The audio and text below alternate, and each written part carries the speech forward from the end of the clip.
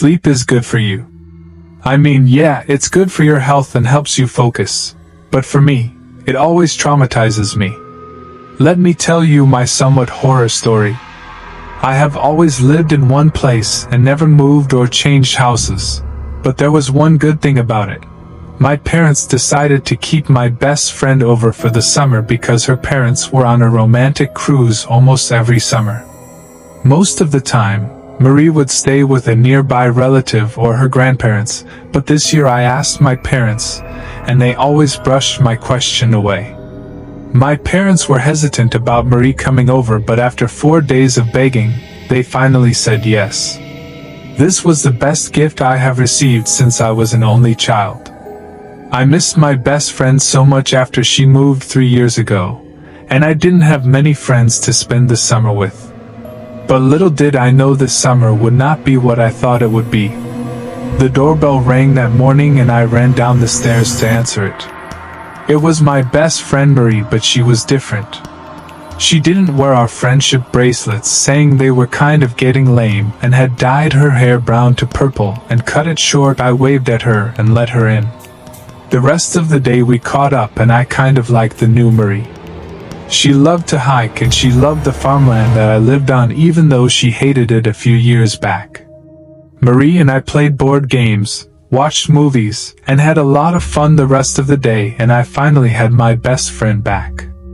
That night Marie told me ghost stories and then started talking about the Black Demon. The Black Demon is someone who came if you mocked him and would torture and kill you, Marie said in an eerie voice. Marie saw the look on my face and laughed. Jenny, the Black Demon is just a dumb old tale. Nobody believes it. I put my hand on her mouth when she started mocking the Black Demon because I believed he was going to come, so when I fell asleep I stayed awake on watch until 2:46. I heard screaming, opened my eyes, and realized I wasn't in my bed.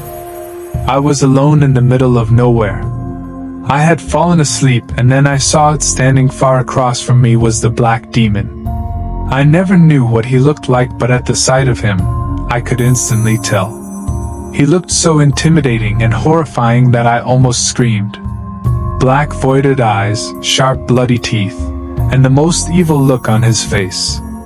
The Black Demon stared at me and whispered something weird in my head until I heard what he was saying. I'm gonna get you as soon as you wake, just wait. My blood ran cold. I was asleep and the Black Demon was waiting for me to wake up so he could kill me.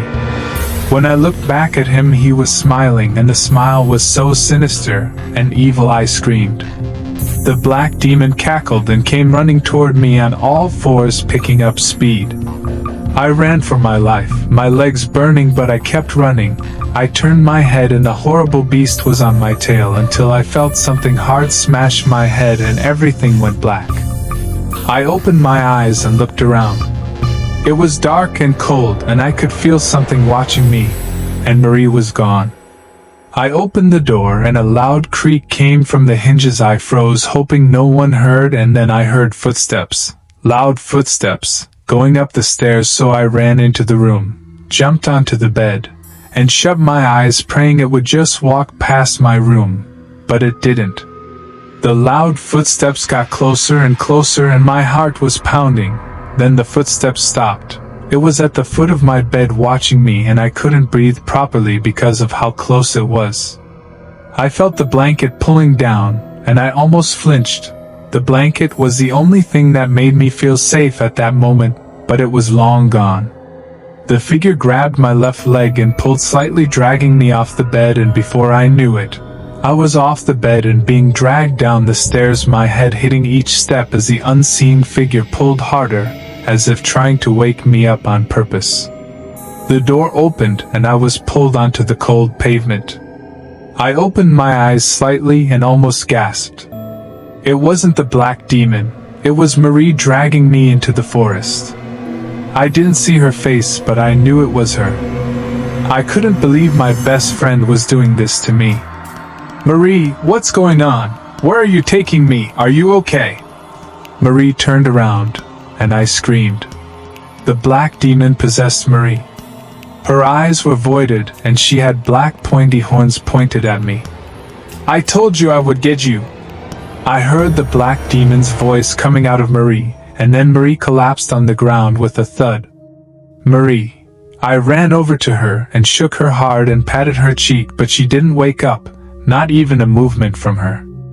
I ran inside and pounded my fist on my parents' door. "Mom, Dad, wake up, it's Marie!" My parents opened the door, and I dragged them outside while they were barely awake. I ran outside and looked around. Marie was gone, and all that was left were her headphones and a fingernail. "Jenny, what happened here? Where is Marie? This is not funny." My dad looked at me, and I knew that wasn't my dad talking. His eyes were voided just like Marie's were. My mom grabbed me and we backed away as the black demon slowly took my dad. It broke my heart to see him like this. "Jenny, I want you to run. As soon as I tell you to, run to the forest. I'll meet you there. And don't look back at all." My mom whispered in my ear, and I shook my head slightly, trying not to make any sudden movements. My dad opened his eyes, but instead of black they were blood red, and his face had cracks all over it like a broken mirror. My mom gasped and almost cried as she saw what he had become, and tightened her grip on my shoulders. "Run, Jenny, now." So I turned around and went full speed towards the forest, not taking a glance back at the terrible sight. Tears fell down my face as I heard my mom screaming and crying. I don't know how long I ran for, but I know after I slowed down, I ran farther than the creek we passed when we were leaving town. I checked my pocket for anything and only had my phone and a couple of pieces of gum. The rest of the night I was on high alert. I climbed a tree and sat on the tallest branch I could find, and I was out of sight, but I stayed awake, scared the black demon would get me and take me away too. I checked the time, and it was 4:37 a.m. I had been sitting on the branch for more than 2 hours but was too scared to be bored, so I watched videos on my phone until I heard something walking nearby. I turned off my phone so the light wouldn't attract whatever was down there, and slowly peeked my head over the edge. "Mom, up here quick!" I said to her. I was so lucky my mom was alive, but she had big bruises on her arms and one on her face. Before I could say anything else, she covered my mouth with her hand, and I tasted a lot of salty blood. I looked down and saw my possessed dad with a sharp axe in his hand, ready to swing at anyone who got in his way. I looked at my mom's hand and saw a huge cut from the axe. It looked like it was already infected, so I took off my jacket and wrapped it around her hand tight so it would stop bleeding. As I looked down again, I noticed that my dad was gone. But it was too quiet. We would have heard him walk away, but before I could look around I felt a hot breath on my neck, and it wasn't my mom. I jumped down from the tree, slamming my arm into the hard ground, and I screamed in pain. I didn't even try to be quiet about it because my dad had already found me, so I ran, my broken arm hanging by my side. But this time when I looked back, my mom's head fell from the tree and her body fell after it. I screamed and cried as I saw my mom's head fall to the ground, her eyes wide open, but she couldn't see anymore.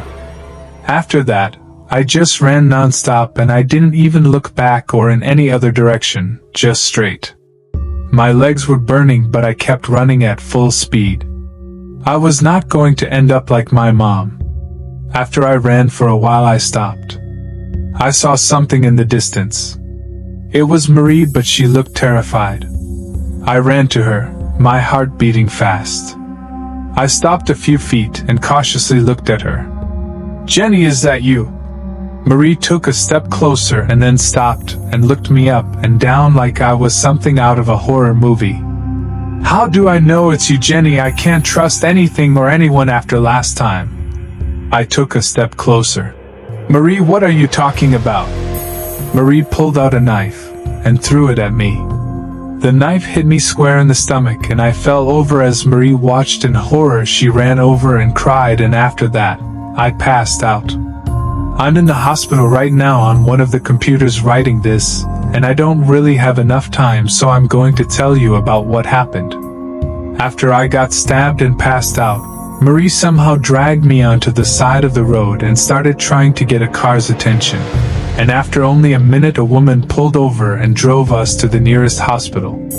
The whole time I was knocked out, the black demon was torturing me in my dreams and saying that it wasn't over. After that, I heard loud beeping and people talking around me and horrible pain in my stomach and head. Apparently, Marie had hit my head on the side of the car and given me a concussion, and she was also taken into custody for stabbing me, but that was about a week ago, and I had my surgery to get stitched up 2 days ago. I dropped all charges on Marie, and her parents are coming back from their cruise early, and my dad is going to prison for murder. As for me, I keep having nightmares, but I can't stop them. The nurses say that the therapy I'm going to next week will help me, but I doubt it. I'm planning on going back to the forest to end these nightmares and the black demon. I'm leaving tomorrow night, and I'll update you all when I get back. Bio. I wrote this story as a school project.